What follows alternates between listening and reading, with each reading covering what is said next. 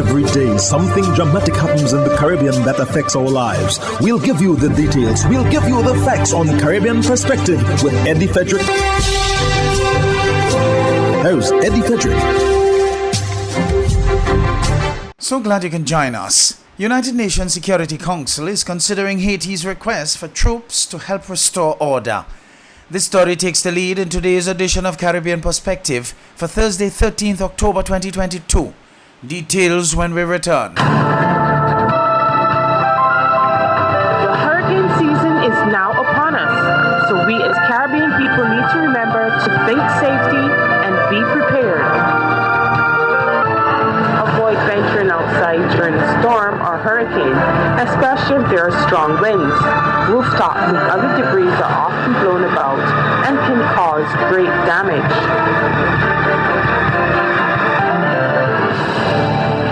Welcome back. The UN Security Council is evaluating options, including the reactivation of foreign troops to help free Haiti from the grip of gangs that has caused a scarcity of fuel, water, and other basic supplies.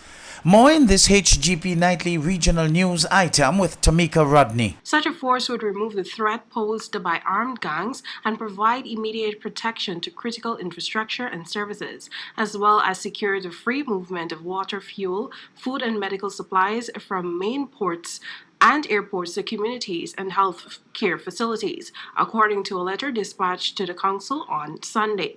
It states that the Secretary General may deploy additional UN capacities to support a ceasefire or humanitarian arrangements. However, the letter notes that a return to a more robust United Nations engagement in the form of peacekeeping remains a last resort if no decisive action is urgently taken by the international community in line with the outlined options, and a national law enforcement capacity proves unable to reverse the deteriorating security situation. The letter was submitted after Haiti Prime Minister Ariel Henry and 18 high-ranking officials requested from international partners the immediate deployment of a specialized armed force in sufficient quantity to stop the criminal actions of armed gangs across the country. The request comes nearly a month after one of Haiti's most powerful gangs seized control of a key fuel terminal in the capital of Port-au-Prince, where some 10 billion gallons of diesel and gasoline and more than 800,000 gallons of kerosene are stored. Tens of thousands of demonstrators also have barricaded streets in Port-au-Prince and other major cities in recent weeks, preventing the flow of goods and traffic as part of an ongoing protest against a spike in prices of gasoline, diesel, and kerosene. Air Canada has resumed flights to Antigua and Barbuda in another boost for the strong recovery of tourism and in time for the winter season. Officials welcomed the aircraft at VC Bird International Airport on Saturday afternoon. ABS's Cherilyn Beezer reports. The airline's return will see 5 direct flights into the destination, with 4 originating from Toronto as of November. Beginning the week of Christmas, there will also be 1 from Montreal. Chief Executive Officer of the Antigua and Barbuda Tourism Authority, Colin James, was elated. I really just want to, from the bottom of my heart, to extend a very warm welcome. It's good to have you back. We love Canadians. We love Air Canada. The fact that you will be loading us up with a lot of flights this winter season is music to my ears. It's music to Miss Francis says, the folks at the airport, and everybody in Antigua and Barbuda who depend upon the tourism industry for our livelihood. Tourism Minister Honorable Charles Fernandez echoed similar sentiments. I really want to join with the CEO in welcoming you all. This is really very, very big for us. Canada is our 3rd most important source market. So you play a very, very important role. I just wanted to say how important it is again to have you here, how happy we are that you're here with us. The tourism minister informed the group of the offerings the country is putting in place for their clients in terms of increased room stock at Royalton Chick, Jolly Beach, PLH on Barbuda, and Sandals. In terms of things to do, Fernandez also spoke of Chuka's iconic tour site at Fort Barrington. CEO of the Antigua Barbuda Airport Authority, Yoletta Francis, also added her voice in welcoming the group. Welcome, welcome, Air Canada. We missed you. So, on behalf of Sir Honorable Robin Yearwood, who's the Minister of Civil Aviation, the board, chairman and the board of directors, myself and my management team, I really, really want to wish Air Canada a welcome back here to Antigua and Barbuda. Air Canada's partnership and sector manager, Helena Silva Inacio, was excited. On behalf of Air Canada and Air Canada Vacation, we would like to take a moment to note I'm very emotional because I'm very excited to be here, and how excited is to welcome everyone back to Antigua, and how thrilled we are to be offering this route back again. According to Inacio, the partnership began over 64 years ago with the Trans-Canada Airlines, commencing flights 15th December 1958. She says Air Canada is extremely proud to partner with the destination while expressing appreciation for the incredible support received. Inacio promised the travel agents will be great ambassadors for the destination. Gifts were presented to the captain, first officer, manager of product development, sector manager, and the crew. This is another boost for arrivals from Canada, adding to flights from WestJet and Sunwing. Sherilyn Beasley reporting for ABS News. You're listening to Caribbean Perspective with Eddie Frederick.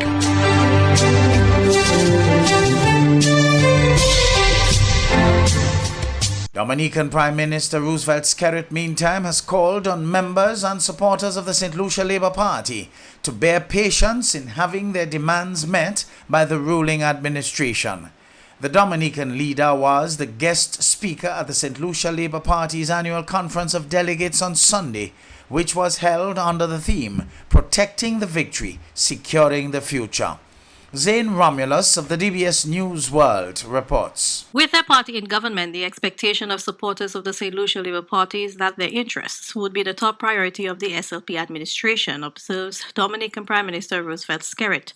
That, however, cannot be the attitude of the party supporters, the special guest speaker at the SLP's annual conference of delegates asserted.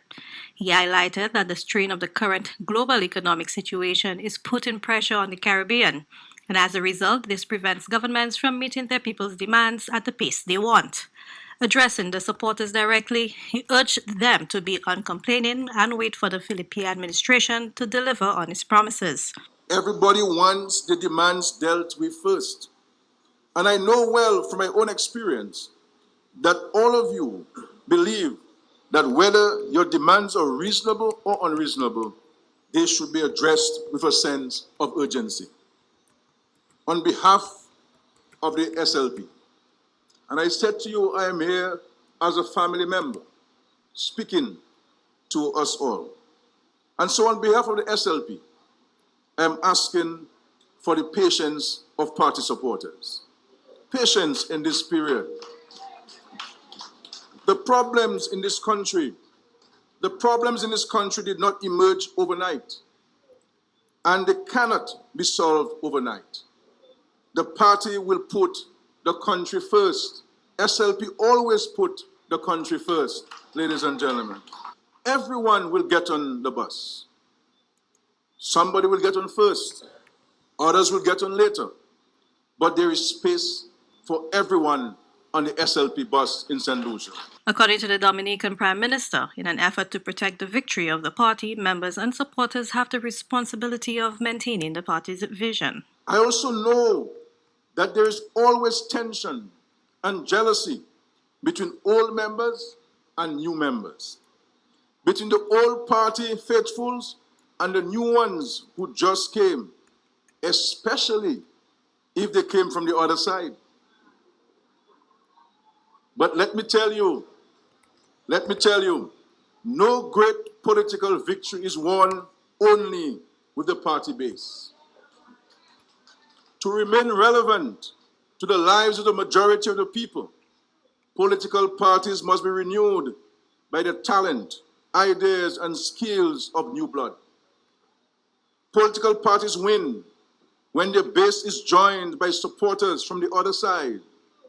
And to keep winning, parties have to keep these new members on your side.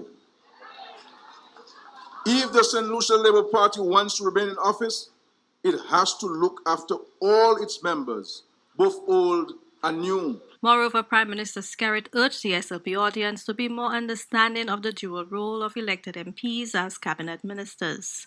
If the St. Lucia electorate is like other electorates in the region, some of you are already complaining that you're not seeing enough of your MPs. I urge you, dear comrades, to accept that the campaign is over and now is the time for the hard work of government. MPs need time to do their work as ministers and in the communities. A balance has to be struck between government time, constituency time, and family time. As MPs are people too, and their families also need them. Government and delivering on commitments require time and process. Give the SLP and Philip J. Pierre time. Noting that several regional territories are currently headed by a Labour Party administration, the Dominican Prime Minister urged supporters to stick with the SLP as the Labour administration is the only one which would put its citizens first. For the DBS News World, I am St. Romulus. 3 people will compete against incumbent Dr. Keith Rowley for the post of political leader of the People's National Movement, the PNM, in Trinidad and Tobago. This TTT News report has more. This was announced by Chairman of the party's Election Supervisory Committee, Anthony Roberts, following a media conference on Monday evening. The 4 candidates vying for the top positions are Dr. Keith Rowley, Karen Nunes Teixeira, Junior Barak, and Ronald Boynes. Mr. Roberts said the party was happy to see the vast amount of candidates vying for the 16 positions. Proceed. In the PNM is alive and kicking. Today, ladies and gentlemen, we have had 42 persons offering themselves to serve the People's National Movement in the 16 positions that we had available to them to provide their service. He confirmed that voting for the internal elections will take place on the 26th and 27th of November and again on December 4th. Mr. Roberts noted that this was to ensure all members in the party had their chance to cast their ballot. Who had a difficulty on meeting the 2 days, 26th and 27th, will have the opportunity for part of the day on the 4th of December to be able to cast their votes. We have given sufficient time so that people in the party who wish to participate in the electoral process will have an opportunity to do so.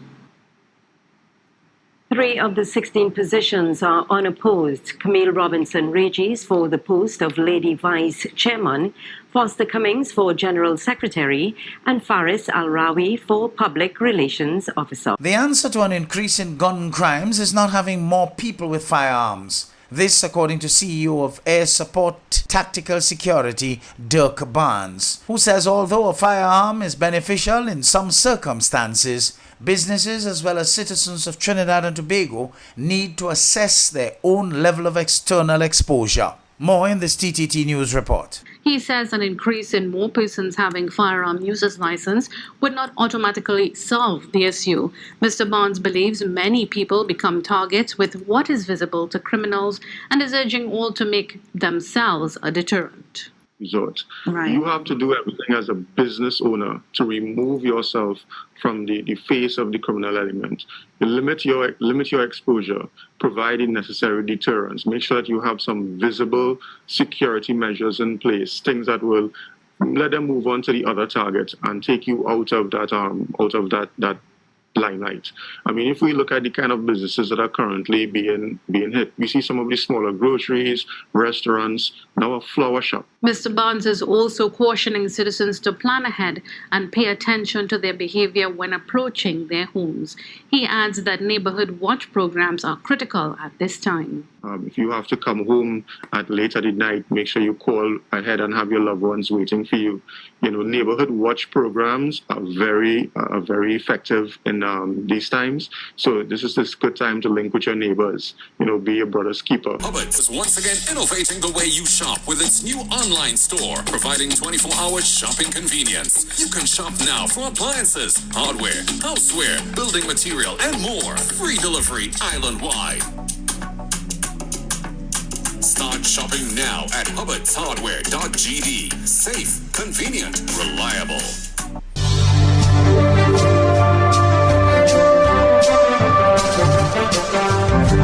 I am Eddie Frederick. This has been Caribbean Perspective, a whole new approach to highlighting developments in the Caribbean. In the meantime, please continue to log on to CaribbeanPerspective.com for more daily news and more.